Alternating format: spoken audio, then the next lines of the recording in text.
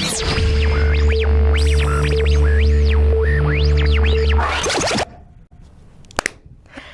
morning, everybody. It is April 22nd, and we're coming to you from Studio 22. I'm Jenny. And I'm Josh. And today I reflect back on Easter, sit down with a set of twins, and catch up with a 15-year employee here at Wheaton Academy. But first, let's get to some announcements. The Punte Tailgate date has been switched and is happening on Monday, May 6th from about 3:30 to 5:30 p.m.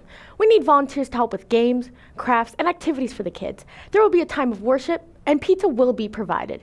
Students can sign up by talking to Project Lead local team, Mr. Rivera or Mr. Ball.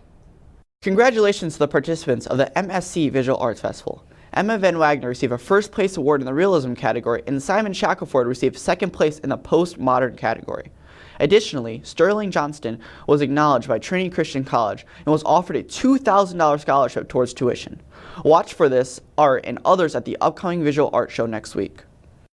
Seniors, last week information went out on campus about applying to be a speaker at graduation. Application and speech manuscripts are due by next Friday, May 3rd. The Freshman Breakfast Project 9 breakfast is happening this Wednesday at 8 a.m. in the Warrior Room. All freshmen and their Project 9 leaders are welcome to attend. There are a lot of great trips being offered during winter next year, but the trip applications are due soon. Talk to teachers and start filling out the application so you don't miss out. For our first segment, Loredana Amersek and Catherine Yu caught up with Mr. Musso to talk about Easter and the significance of the holiday. Although Easter is over, it is important not to forget the significance behind the resurrection. For me personally, I think Easter is one of the most underrated Christian holidays. Just thinking about the death and the resurrection of Jesus and the significance of the resurrection just blows me away. I have no hope in my faith if the resurrection isn't true. But because the resurrection is true, that's the source of all of my hope.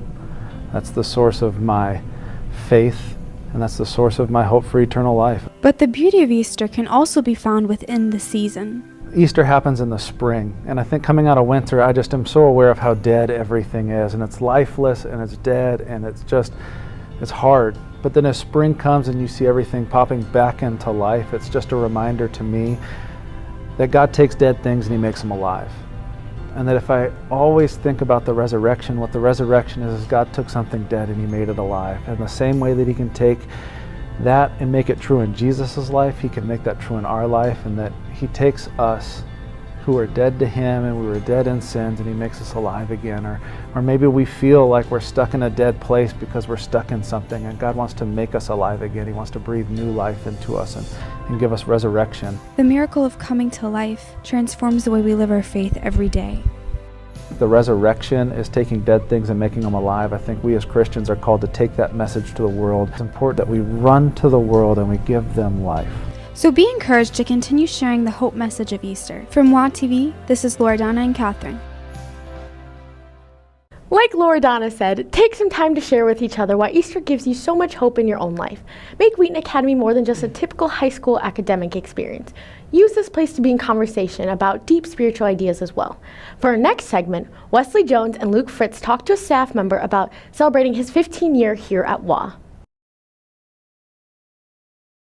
Inside a box that has faders on it instead of a keyboard.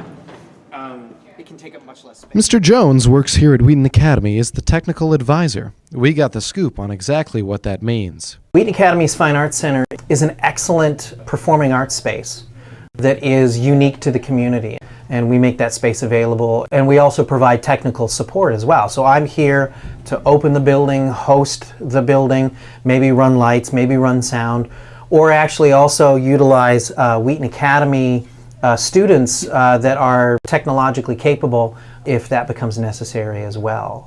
That's probably the most unique thing that I do. Of course, I work very closely with Miss Burek on running things like the Spring Musical or other fine arts pieces that take place, but it's always within that area. Sightings of Mr. Jones around Wheaton Academy tend to be rare. You might not see me very often because I'm only here on Fridays. So I'm here during the day on Fridays, and then I'm here in the evenings and other times or on the weekends for the various events that take place. I'm not often seen by folks outside of the students who help run events that happen at Wheaton Academy. I've enjoyed being able to watch both of my kids experience what I've known about Wheaton Academy for the past 15 years. I wouldn't be at Wheaton Academy if I didn't think that it was an amazing place where God is constantly at work every day. Mr. Jones has seen a lot of Wheaton Academy over the past 15 years. But the heart of Wheaton Academy has still always been the same over the 15 years. Some faces have changed and some facilities have changed. You know, faculty and staff have come and gone, but still what makes Wheaton Academy hasn't changed at all in 15 years. I'm Wesley Jones, and this has been WATV. Like, hey, what's happening on that channel? I can put on a pair of headphones and do that.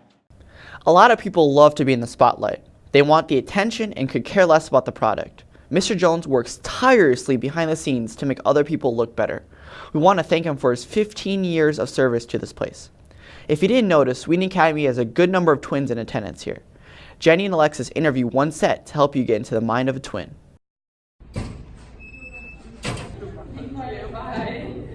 Wheaton Academy is a unique place. One of the things that makes it so interesting is the abundance of twins we have here. We caught up with Chessie and Bella to tell us what it's like to be a twin. We do a lot of the same stuff. Like what? We do cheer. We both do soccer. We both are in orchestra. Both play the same instrument. We both ran. My favorite part of being a twin is if you're going into a new situation, Built-in then you best already friend. have a built-in best friend. Your friends are like her friends, and so like we have the same friends. We both don't like the same people, so it's not like she's hanging around people I don't like. While having a built-in best friend is an obvious perk, Bella and Chessie tell us some annoyances that comes with being a twin. We get compared to each other. That is so annoying. We are different people. That's true. And also, the thing that annoys me most about her is she has no sense of organization, and it bothers me so much. Why would my organization affect you? We share a room. And finally, we asked them some fun questions to get to know them. We wanted to know if it was a big problem for them to be separated. No. Well, we're not separated that much either, so We spend almost every second together, so. I mean, we could definitely use some separation time, I guess. Okay. There are still some unresolved questions, like who might be the alpha twin. I am definitely I am the alpha twin. No, I am the alpha twin. I am the alpha twin. No. Nothing makes you the alpha twin. Well, first off, I'm older, so I've already got that going for me. I don't listen to you.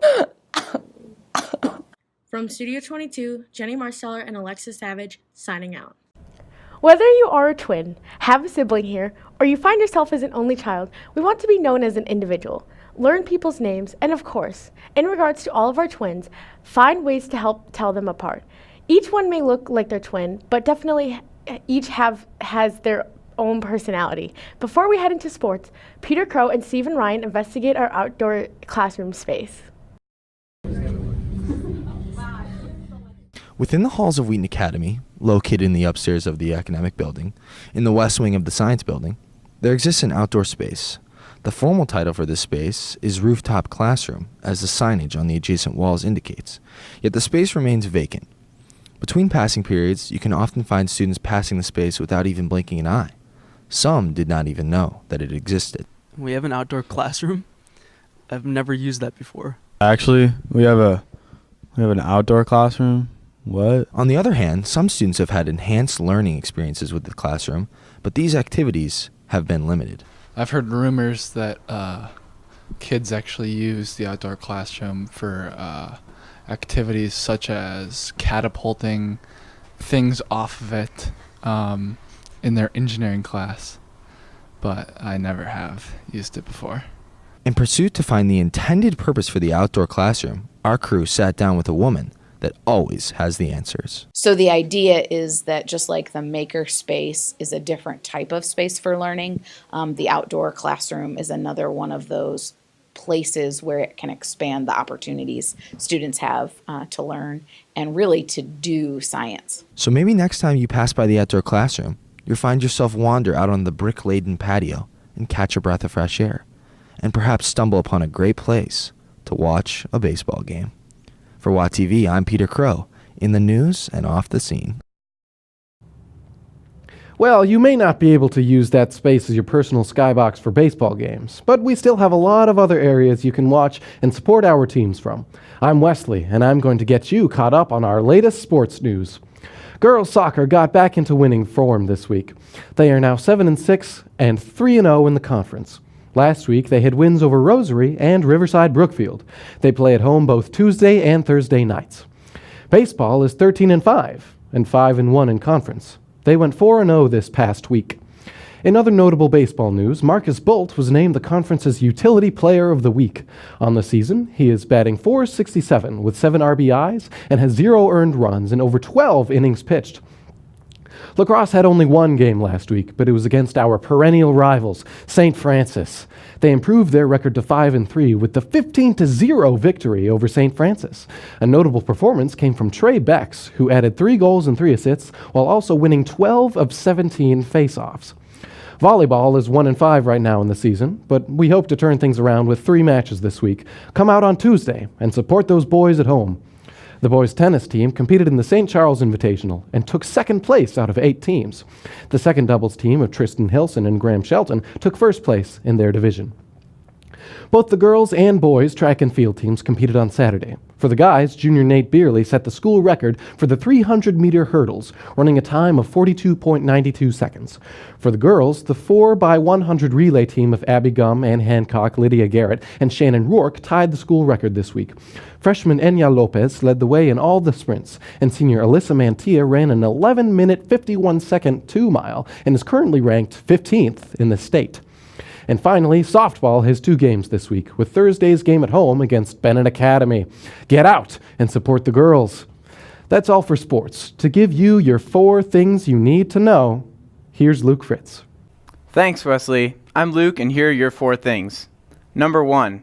As the weather warms up and you find yourself outside during lunch, please remember to clean up after yourself and your group before heading off to class. Number 2. Friday is our annual junior-senior event, which will be held in Geneva this year. If you have any questions regarding the night, please talk to Mr. Holtrop. Number 3, we have 2 chapels this week. On Tuesday, we have our very own Miss Johnson speaking to us, and on Thursday, we have a special schedule to accommodate a chapel with a Korean children's choir. And number 4, there's a half day on Friday. The atrium will be closed all day in preparation for our annual teacher and staff appreciation luncheon. Don't forget to follow us on Instagram and Twitter @TheRealWaTV for more information and to leave comments. That's all we have for you here today. Thanks for tuning in to WaTV. From all of us at Studio 22, have a great day.